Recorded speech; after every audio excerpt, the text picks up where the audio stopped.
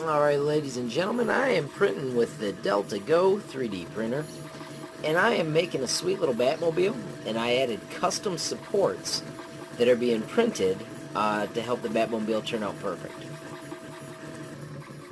I'm also running this print off the SD card.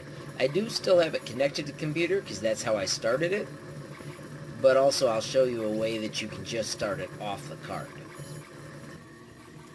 My step one was to take my shape and bring it into Mesh Mixer, and in Mesh Mixer you can add custom supports. When it built the supports, it added them all the way up, and then I just deleted the supports so that it supported the parts that I was worried about. I'm hoping the top, the angles will be sufficient, and it'll all just fit. Once that's done, I export this file as an STL. I use Cura as my slicing engine, so when I brought it into Cura, then I was able to click File and choose Save G-Code, and then I always put the G-Code in a special folder on my Dropbox so that it's ready for me to use. So I called this one Standing Batmobile, and I want that to be shorter, so I'm going to delete the word standing. And I'm going to simply save it. And once I've got that G-code saved, then I can go to the next step to get it ready for the card.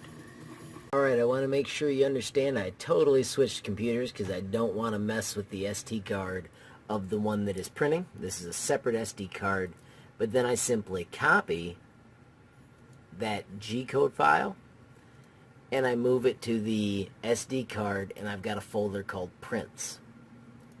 On the root of this SD card will be all of the calibration data for your printer. So that's how you get it to the device, and then the next step is how you send the code to the printer to tell it to start doing that print. And I do that using Pronterface. When I connect it, I do set my temperature to the temperature I desire before I print, and I extrude a little bit just to make sure that my extruder is groovy. And then you simply send this code, the @play command /sd and then prints batmobile.com. Now you'll notice on this one I've got a capital P, and on my other one I didn't. That's because I got two different cards and I just accidentally did it different. So there you go. That is how you set it to run off your SD card.